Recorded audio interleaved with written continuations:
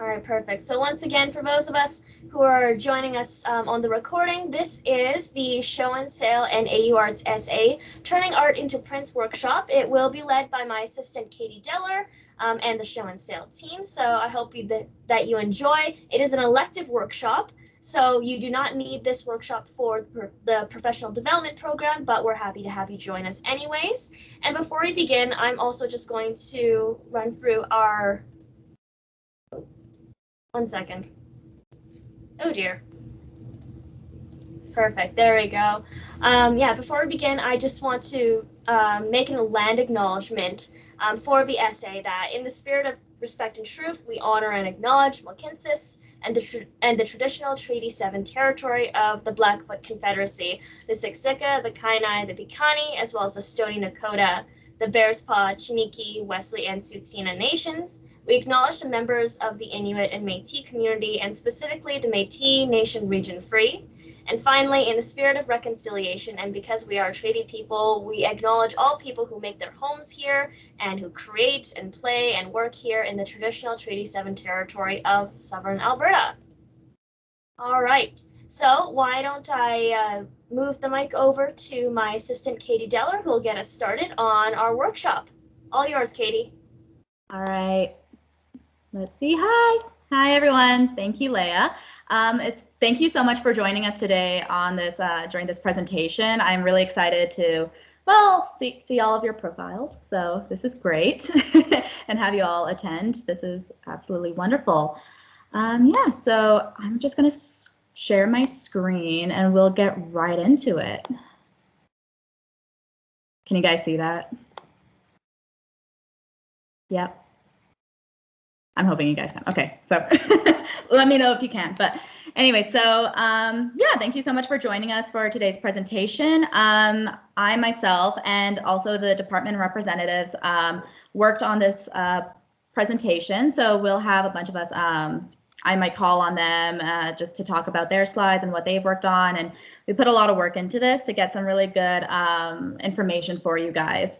So yeah, so I guess a little bit about myself, if you guys haven't met me before. I was the one of the department representatives for this previous show and sale this summer, and it was a really interesting experience seeing the show go virtual versus it be in person. And I was also a department representative in previous years prior to the virtual. So it's a really cool experience, and I'm actually quite jealous that a lot of you are doing this. I wish I was. I'm also an AU Arts alumni. So I graduated in 2020 during the midst of COVID, when COVID was just a baby.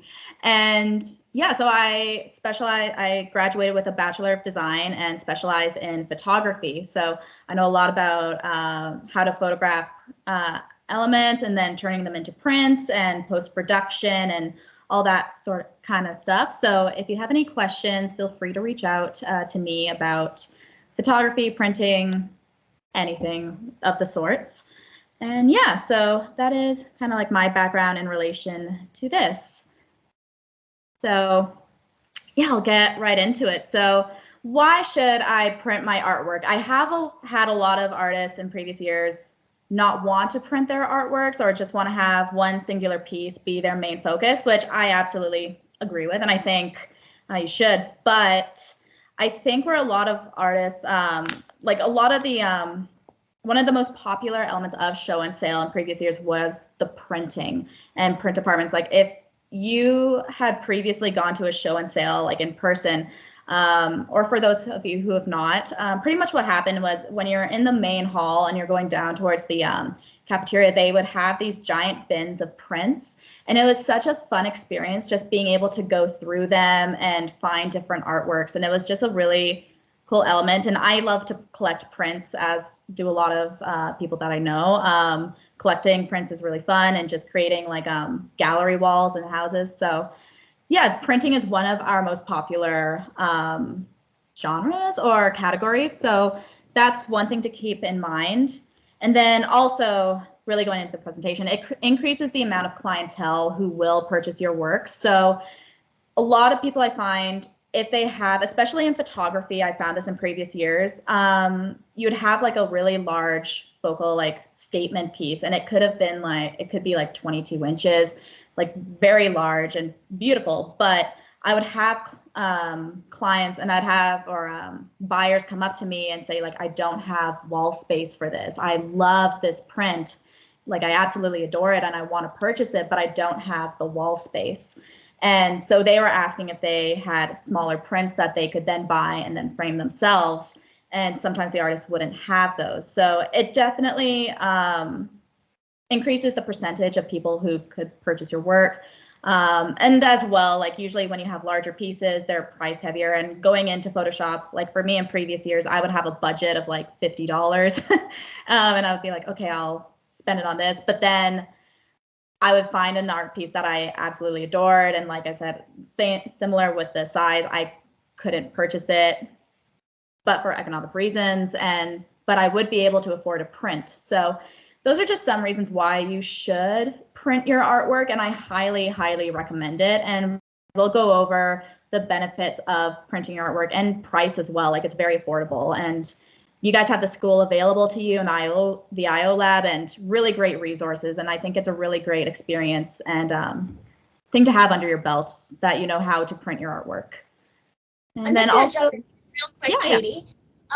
Just one thing regarding kind of more strategic commercial pricing as well, that especially for those students who are specializing in 2D artwork, especially like painters, designers, photographers. Let's put it this way. You've already spent the time to create your original design. Why not sell prints of it? It's not just a matter of economy for a lot of artists. It's also a matter of, a lot of projects take an extraordinary amount of time to create. So by using a really good documentation or scan of something and turning that into a print product, it allows you per art piece to create more opportunities for buyers, and also creates, probably sends more money into your wallet as well. But it is another reason that a lot of people decide to do it, is that they don't have time to make, one-of-a-kind pieces all the time. So they pick their favorite ones that customers really like and turn them into prints so that they can get continuous passive income from that, rather than having to create something new every single day.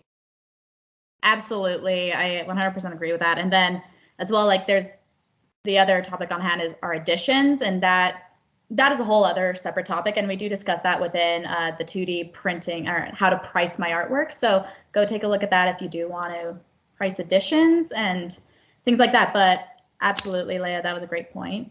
And then I'll continue on. So for also multiple designs, so we did think about this.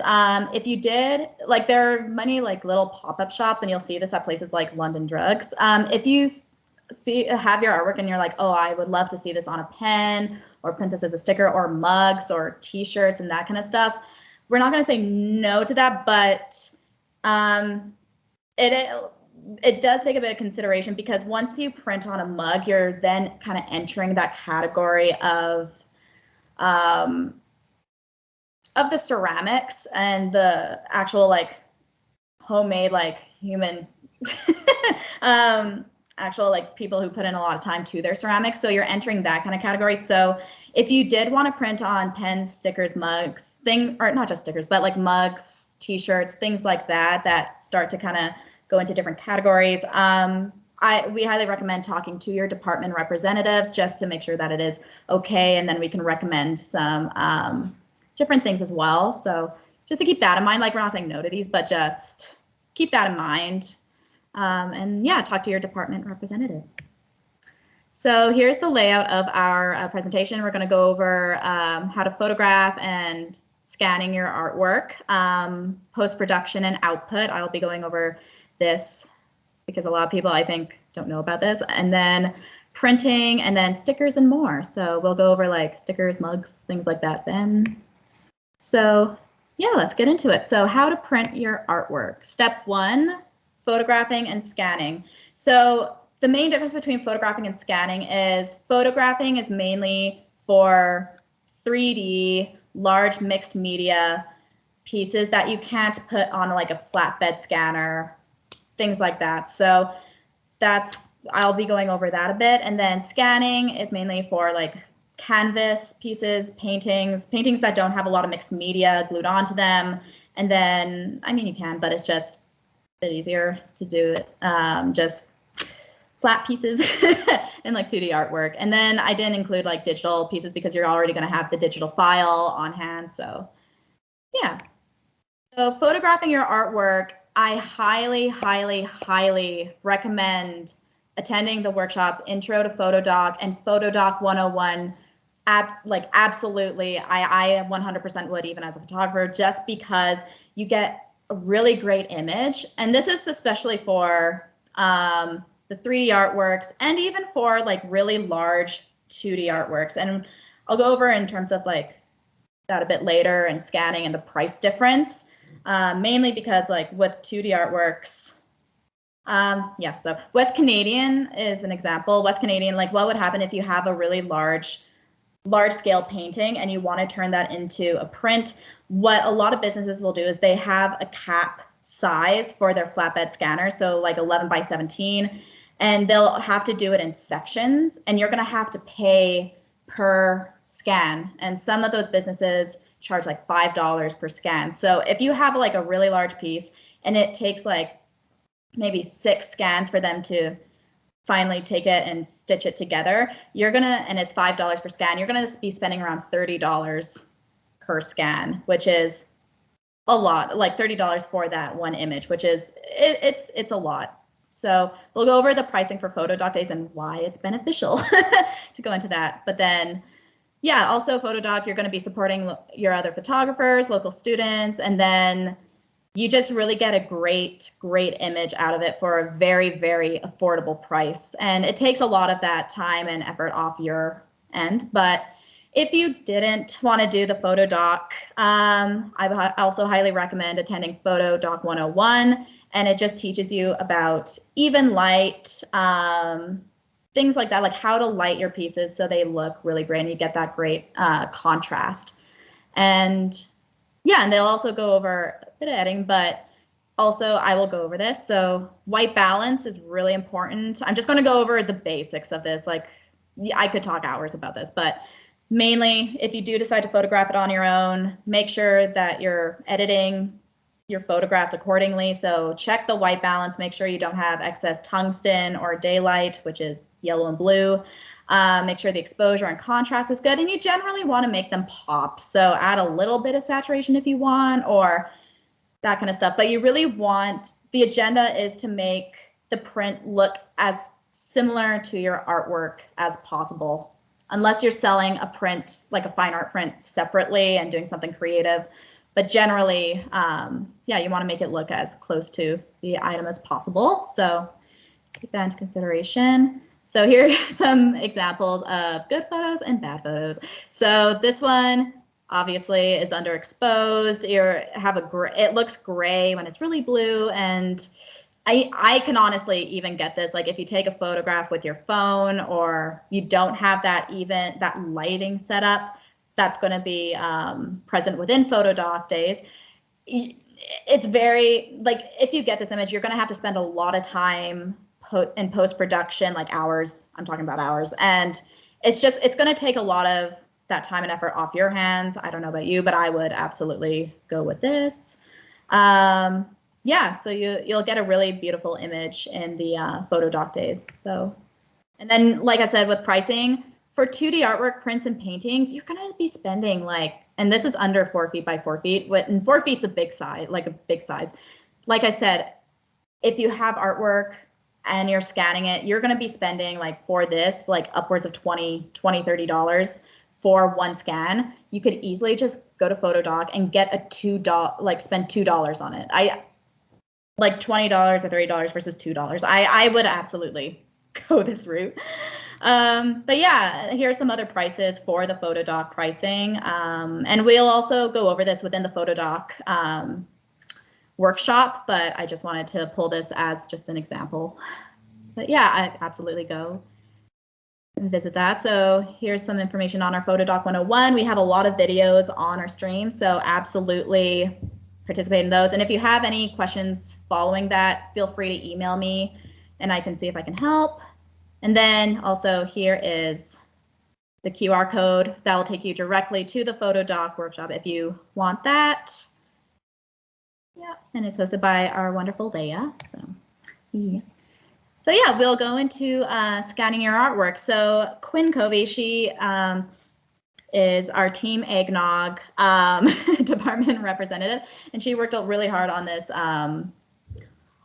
slide, on this topic of scanning your artwork and the different types of scanners that are really great and to look out for, and different businesses. So I'm just going to call out to Quinn if she wants to talk a little bit about this.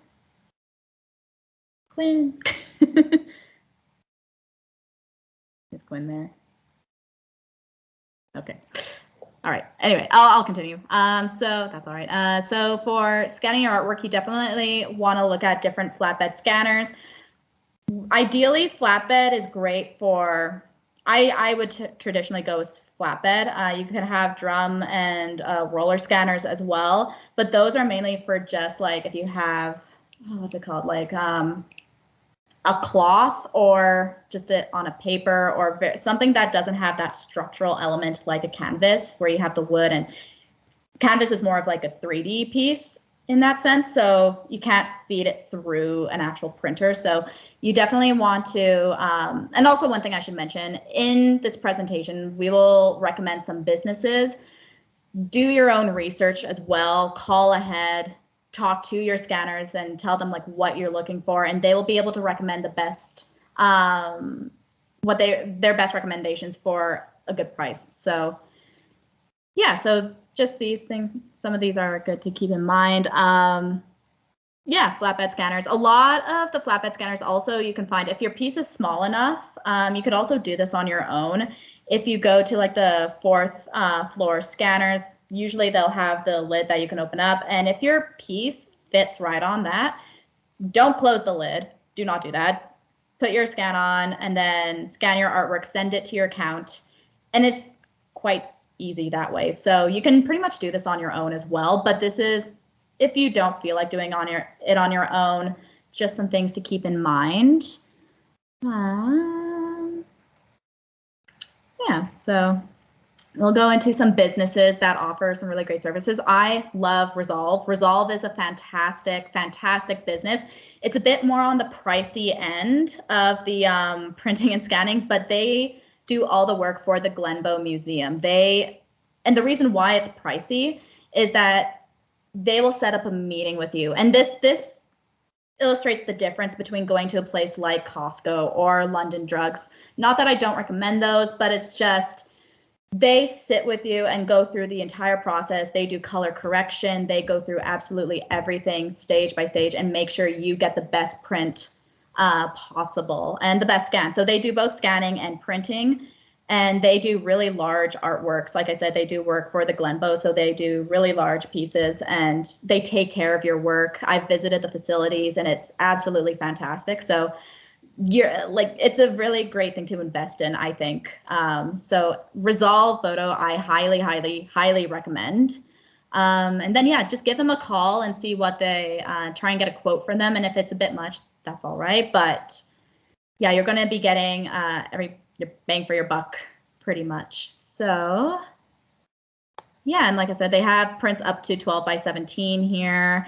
Like most scanning places have a limit, but like I said, they are able to do larger prints. They just have to take multiple scans and then stitch them together. And Resolve will do that very well. They actually go into Photoshop and make sure the color correction is good and that every stitch is like lined up, and they're very meticulous within their process. So yeah, Resolve Photo, I would highly recommend, especially if you're taking pictures of your artwork and want to put them on your website and keep them for a long time. Resolve is fantastic. Yeah, there we go. Okay. Pix Imaging is also an interesting business. I just recently got introduced to them. So yeah, these are just some other businesses. So they have up to 60 by 40 and $125 per each piece. So like I said, like if you're doing scanning, like take into consideration the PhotoDoc days. You might be saving a lot of money going through PhotoDoc, but if you don't want to do that and want to go this route, it's more than up to you. And these will be also, like I said, this presentation will be saved, so you can always come back and visit this information later if you want to finally figure out like what you want to do. ABL Imaging is also an interesting, really great company. They have a 24-hour turnaround time, which is fantastic. And they do really great prints as well. Like London Drugs, one of the things about London Drugs that I never really go through London Drugs for, I go through for my personal work, but if I'm creating a piece to sell to someone, I do not go through London Drugs, just because it's just not as professional, I find. But one thing about London Drugs that I personally like, and a lot of people do, is their 24-hour turnaround. Like you'll get it in your image within 24 hours. A lot of other businesses like Resolve and Viztech and those companies, you may have to wait a few days. So definitely keep that in mind. Like do this earlier rather than later. But this is just a really great company for 24-hour turnaround. Yeah, and then okay, so we'll go into post-production and file output. So this is really important. A lot of people don't know about this, but it's definitely something to consider. So you definitely want to make sure your file format is sized accordingly. A lot of businesses, especially if you go on Viztech or companies online, they'll have a website where you can actually go in and upload your photos. I highly recommend TIFF versus JPEG. TIFF does not compress your images as much as JPEG. What you'll see is if you have a large image and you resize it or resample it, and then you output it as a JPEG, you're going to notice there is a slight difference in the quality versus if you outsource it as a TIFF. TIFF doesn't compress your file as much, and TIFF you can generally give to any printer or scanner. So if you have a TIFF, I would highly recommend using that versus JPEG. Yeah, we'll go into that. And then resolution for printing, generally you want it 300 pixels per inch versus digital, which is 72. So digital is so we'll go into that a bit as well. But yeah, you definitely want a higher resolution for printing, and I'll show you how to do that. So once you upload your photo into Photoshop, you do your edits, or you edit your photo, you're happy with it. What you're going to do is you're going to see a drop-down menu. You click File and then go to Image Size, and then this window will pop up. It'll tell you the image size, which is great. And then also, mostly the dimensions will be in pixels, but you can change it to inches. And this is where you will go, like if you want to have an image that's originally like 11 by 17 and you want to do a 5 by 7 print, you're going to go in here and resample it. Make sure this is turned on. Like, do not click this. Do not click resample. Keep this the way that it looks. Make sure this is checked because if it's not, it's going to change the size based on your resolution. You don't want that. And mostly, so what you'll have to do is for resolution, what's it called? The traditional, like the default, there we go, for like Canon, like when you have a photo that you take and you scan it, the default, unless you go through a professional scanner, is usually like 72. And that's great for online, but once you're printing, you want it to be 300. So you can plop this in and it will change the image. But when you're sizing, generally you don't want to go like if you have 11 by 17, you don't want to, and you want to go to 5 by 7, you're not just going to, do not plug in just 5 by 7 because that is going to, you're going to find that it's really pixelated and gross. So what you want to do is do this in 10% increments, ideally. If you have a huge file, obviously it's a painstaking process, but you're going to notice that it's not going to be as degraded as if you were just to plop in that number. So yeah, if I wanted to go 8.5 by 11 to 5 by 7, which would not work in this case, but I would go down by 10%. So 10% of this would be like 1.1. So I'd go down, I would round that to like 2 or 1, and then go down, take this down to 9 or 10, and then take that down from 10 to 9, and then, and so forth. So definitely do it in small increments and you'll be happy. You'll be thankful about that. And there's also other programs online that you can use to resample. I just like doing it manually because I have control over it. So you can look into those other products, but what you want to do is just definitely zoom in on the product and make sure that it is of good quality. Like, would I buy this? Does it represent what I have online? So yeah. And then this is a huge thing, output RGB versus CMYK. So RGB is for online work and subtractive color versus CMYK is for printing. And the CMYK, so you have cyan, magenta, yellow, and black is the added color. RGB is meant for online where you have it backlit. So you don't have that added black. And generally with RGB it's a lot more, if you have neons and those kinds of colors, like for instance, in this presentation, you have this purple and this magenta, it's gonna, like, it looks like this online because it's RGB, but once you print, and most printers print in, all printers actually print in CMYK, they do not print in RGB. And yeah, so CMYK neons will be muted, they will. It's just how it is, unfortunately. So if you have a piece that it has a lot of neon colors and you want to print that, you need to know that it's not going to be as neon or saturated as it is online. And a lot of buyers will know that or will understand that, but you need to just take that into consideration. And if you did want those neons, I mean, it's possible, but it costs a lot of money and you have to, I think there's only a couple places in Canada that can actually do that for you. So yeah, so here are just some examples. So this is the RGB on the left and the CMYK on the right. I did not edit it or do anything else except for convert it into a CMYK file. And pretty much the colors that are generally changed are greens, magentas, and blues. Reds generally will stay the same. So if you have an RGB that's a red and you put it into CMYK as a red, the reds won't change.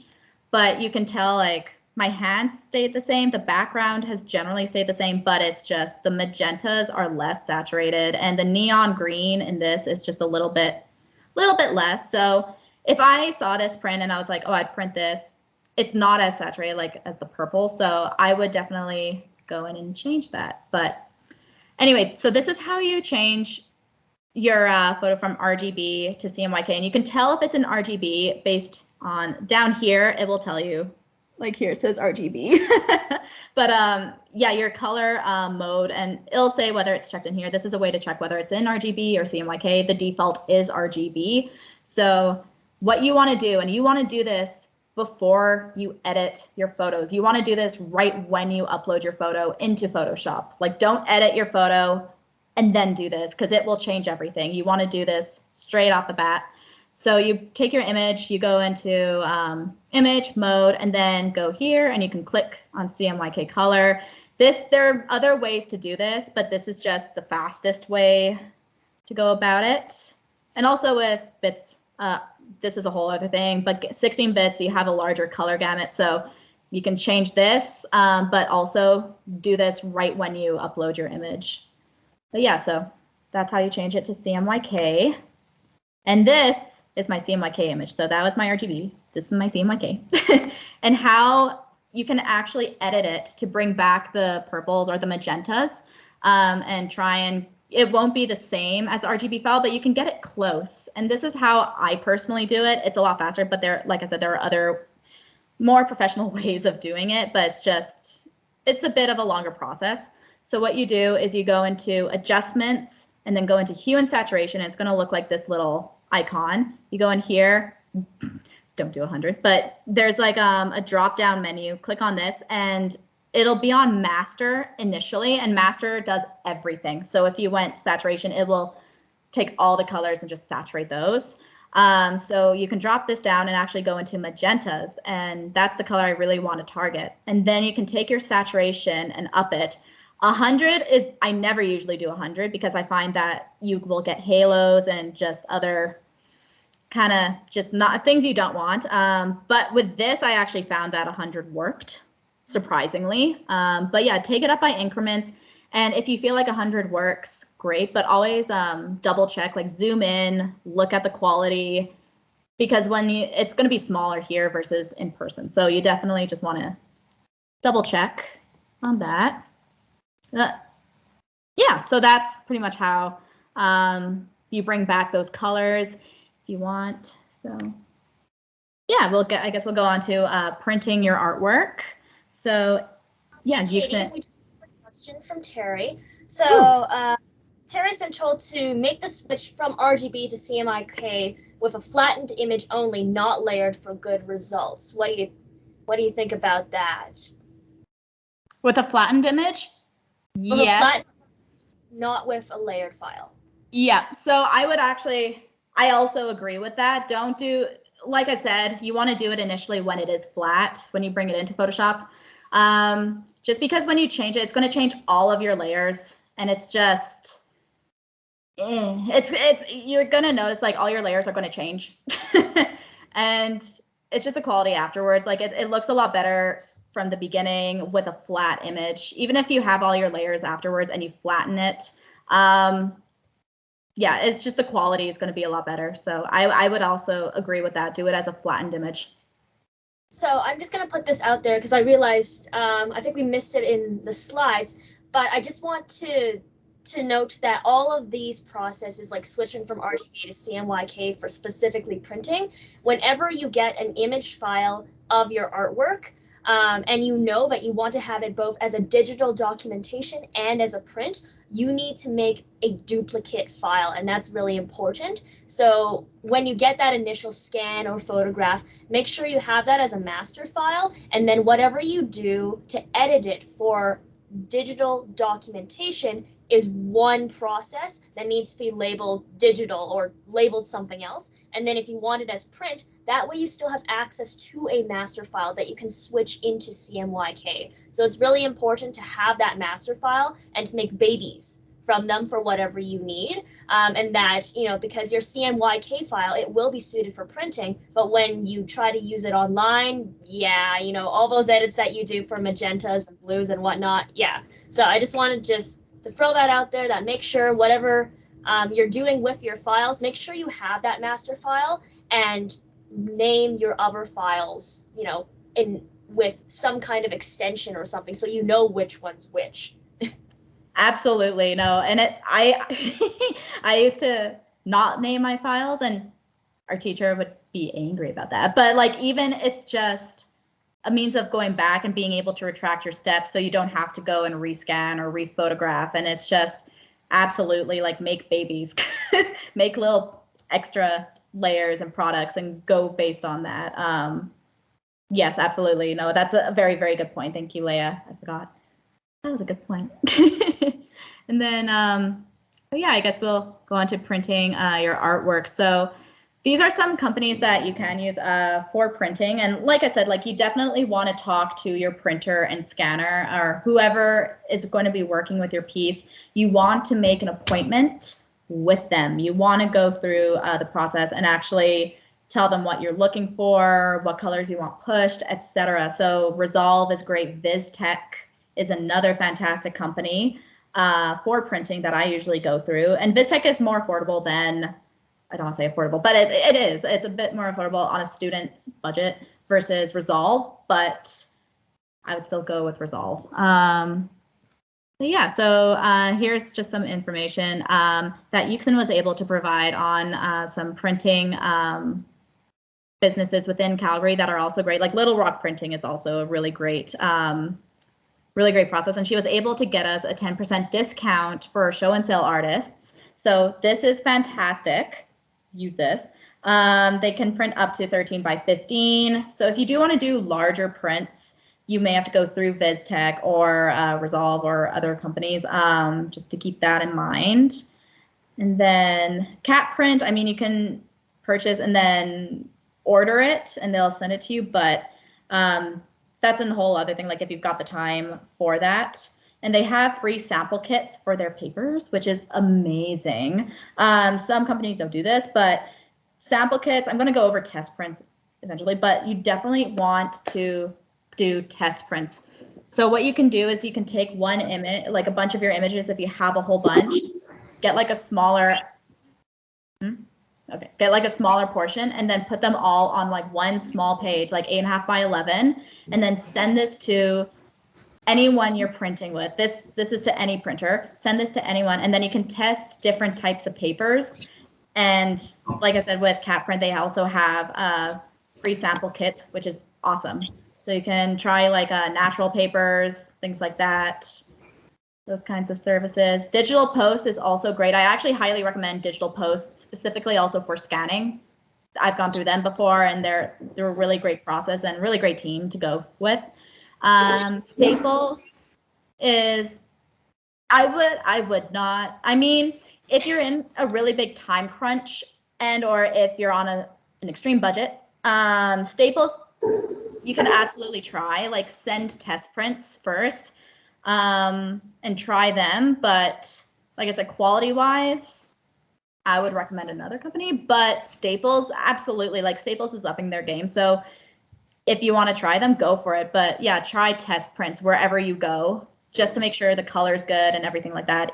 Even if you decide to go through London Drugs, test print and make sure the colors match, because most of the times the colors will be off. And then yeah, Viztech and Resolve.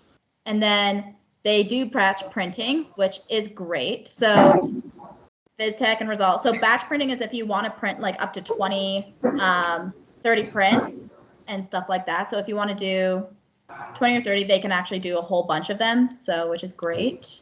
Their printer was down last year or over the summer, so that was a pain in the butt. But Viztech, I believe, is back up and running, and Resolve also does them. So yeah, and then here's some like different types of paper. So pearl versus glossy, they do make your colors pop. Matte and reg. So matte, generally the difference between matte and pearl, like you get that texture, it's beautiful, but mattes, the colors don't pop as much as they do on pearl and glossy. So if you have neon colors, I recommend pearl or glossy if you really want to have that sheen, but pearl's a really great one to have. And then matte and reg are great for black and whites. You get a lot of depth within the texture, so fantastic. And then natural, so bamboo, rice, generally a bit warmer and a bit more green. And then metal, I mean, is a whole other thing. It's like canvases, it's not a paper type, but metal, if you wanted to print on metal, it's really great for black and whites, things like that. And Costco actually does a great job with theirs. So I've gone through Costco and I was pleasantly surprised. You can go through other companies, but it's affordable and they do a great job. So yeah, and then free sample paper packs. So Little Rock and CapPrint, you can get sample papers, which is amazing. I use those in my final year. They're affordable and you can actually test print with those. And if you get free sample paper packs, you can also use this in the IO lab. And we'll go over that a bit later. We do have another workshop coming up and you can actually use these and test on your own, which is really cool. So, so yeah, do test prints. Do them. Absolutely. And like, if I learned one thing as being a photographer or graduating from the photography program is to do your test prints and also to talk to your printer and scanner, like have a rapport with them, actually talk to them, make them your friend, grab coffee. I don't know. But yeah, you definitely want to have them in your back pocket because they will do a fantastic job for you and they will be handling your artwork. And then, yeah, stickers and more. I'm wondering if Kenzie is there. Kenzie did a fantastic job at this, finding some information. And yeah, she does a great job. So is Kenzie there? Hi, yes. Ooh, do you want to talk a little bit about this? Is that all right? Yeah, I totally can. I think I have a minute. So stickers and more. I work for, I'm a graphic designer for a company, so I've had a lot of experience printing different promotional materials and stuff, and I've kind of been able to do a bunch of test prints with a bunch of different companies and weed out who I think does the best job. Sticker Mule's really great overall. They have a lot of different products that you can like print on, and I've never had any issues with the quality. Their turnaround is obnoxiously fast. It always comes sooner. That's not to say, you know, don't leave yourself enough time, but they do a fantastic job. You can do, like, mostly we do the stickers, and they're a really nice waterproof vinyl. They stay on when they stick, like they're super high quality. When you send them the image file, they'll send you proofs of the cut and everything like that. You can do it in sheets though too. You can do hollows. You can do packaging materials, so packaging, stickers, labels, mailers, tape. You can also do charms and pins, magnets, coasters. They have a limited apparel line that I haven't tested much yet, but I know it exists. And if you wanted to do like wall graphics or something for like a child's room, you can do that. They pretty much do everything. They're pretty fantastic. So I would highly recommend going with them if stickers is what you're wanting to go for. And they do pricing based in bulk. The more images you have that you're sending to them, like the more designs, the cheaper everything will get. So if you can send it off, like if you have some buddies that you know are also going to do stickers, send it off together because it'll make your overall order like quite substantially like cheaper. All right, and then go. Yeah, these are some other options that I've tried. I mean, I know a lot of people will say, oh, print on Redbubble, print on Redbubble. Their quality of their stickers is great. I would really highly not recommend it. You have to go with their base pricing of the stickers, and you're ending up paying a retail price to get the stickers printed, and they're still getting a cut. So it's really not worth it because you're paying retail price for these, not like your, bulk price. Sticker app is very similar to Sticker Mule, but they have a lot less flexibility in what they can do. And I found I have better customer service with Sticker Mule and turnaround as well. In a bind, you can always go with something like Staples, but again, like use that as your last resort. This is not their main kind of product line that they do. This is just kind of a side thing, they have their little print shop. The quality is not nearly going to be as good. And if you're wanting more metal pins, because I know that's the one place that Sticker Mule is kind of lacking, the studio is one that I personally haven't experimented with, but I have had some friends that have.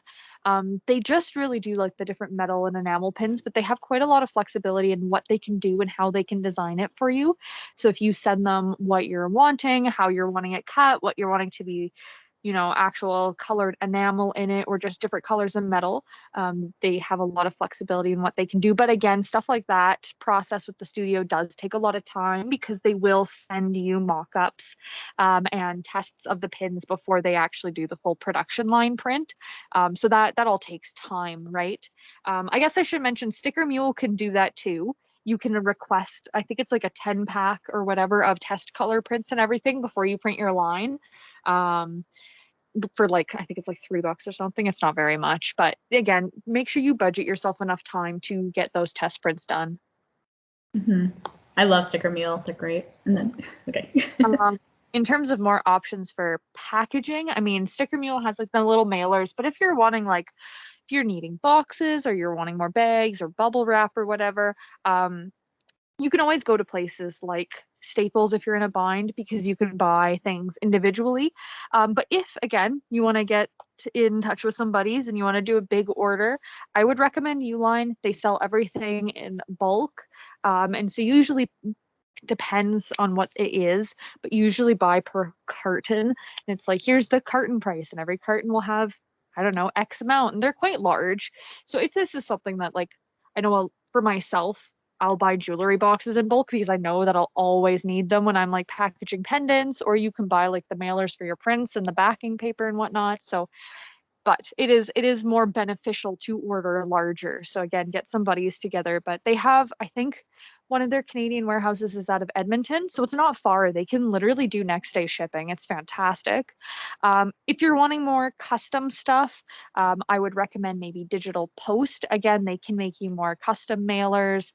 They can print you. That's who I use for my business cards. They have super fast turnaround because they're local. They have a couple locations over the city. You can get a lot of custom packaging stuff made there, and their print quality has been nothing but good for me. Again, Staples, great last resort if you need. They are a little bit more because you are buying individually. However, if you do have yourself registered as a sole proprietorship or you have your business registered, you can bring your documentation and show it to them, and you can get onto their like small business program, and then you can get some discounts when you buy their shipping stuff in bulk. Ooh, that's cool. I like that. Yeah, I mean, it's still more expensive than Uline, but it's an option. Mm.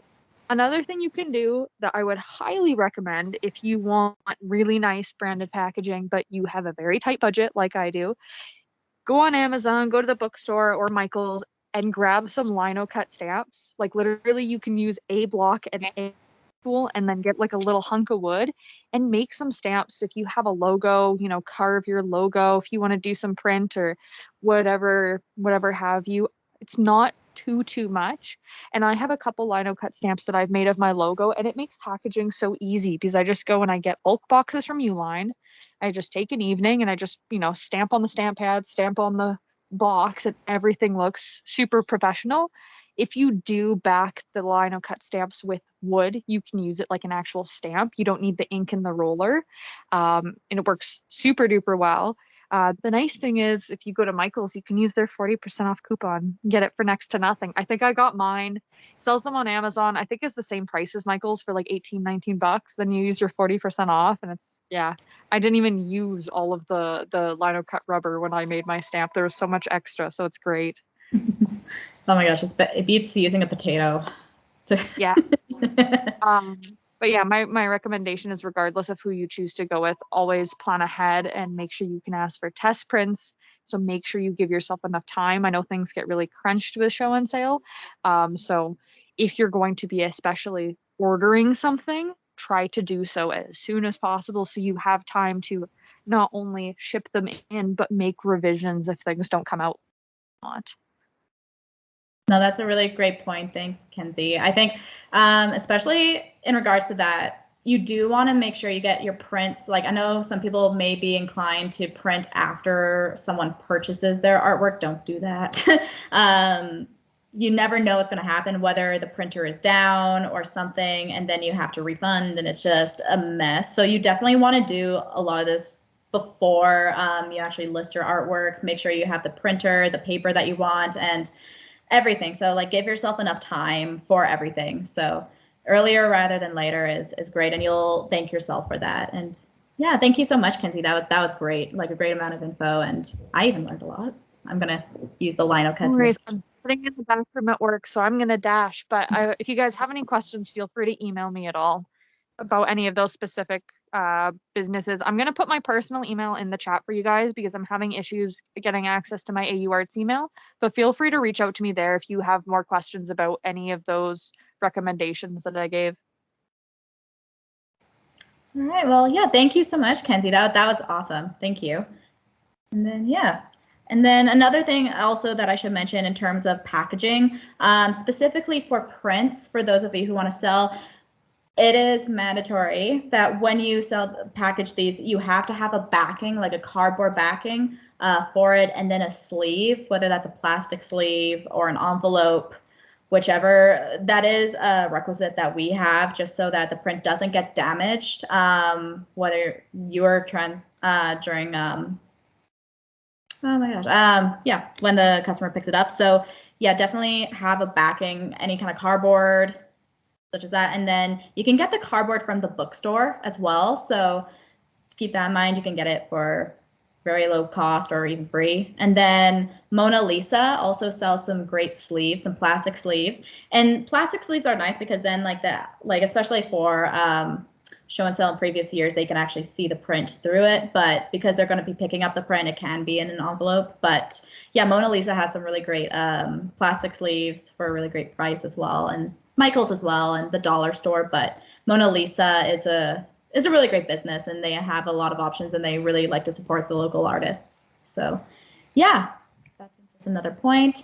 And then lastly, for today's presentation, we do have an IO lab orientation coming up. So the IO lab, for those of you who may not know, is our printing service within AU Arts. It's on the 4th floor by the photography wing. So the IO lab, so Brent Smith will be doing an orientation of that, teaching you how to print, how to set up files, because it is a process. But once you get it, like once you know the process, it is so easy and so quick. And the thing is, like, you can save so much money doing it on your own, and you have so much more control over your piece. Like, you can do test prints on your own and be like, oh, this color is slightly different, and then you can manually go in and change it. And it just feels so much more rewarding doing it on your own.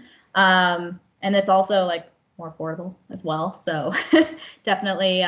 So this workshop is coming up. It is not mandatory, but it, like I said, it's highly recommended if you do want to print your own artwork and use the actual like school facilities. And Brent's really great. Like he's really fun to work with. So that's on October 27th from 1 to 2 p.m. And if you can make it, that would be wonderful. And yeah, he can answer any questions that you do have. So yeah, I think that's it for today.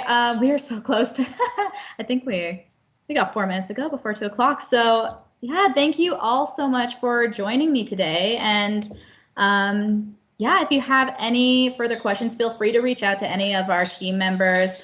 Like I said, Kenzie's going to be linking her personal email below, but yeah, feel free to contact me specifically if you do have any output or any questions in regards to this.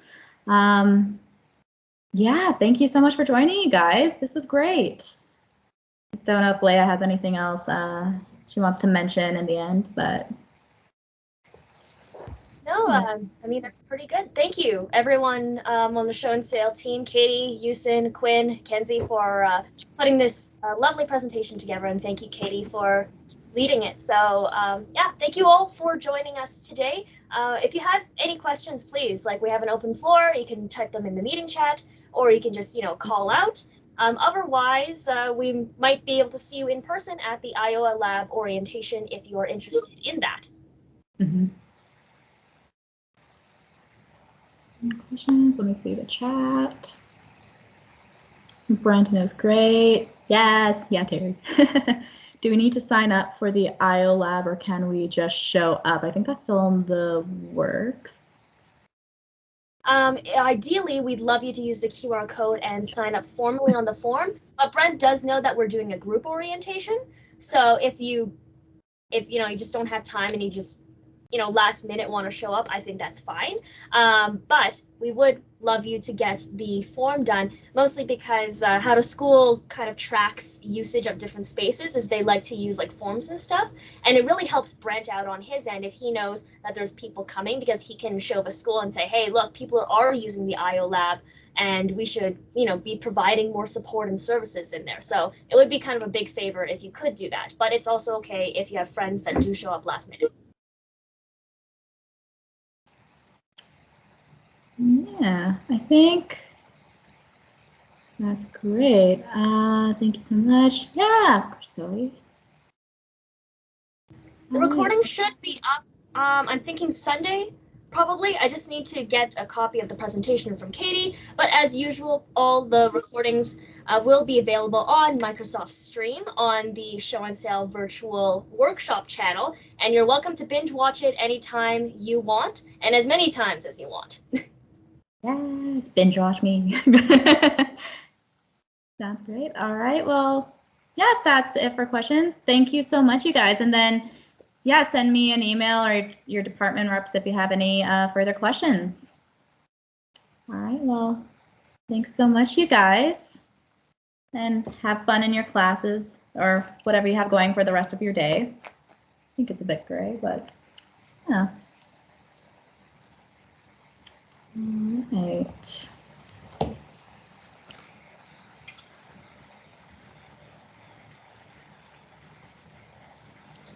Mm-hmm.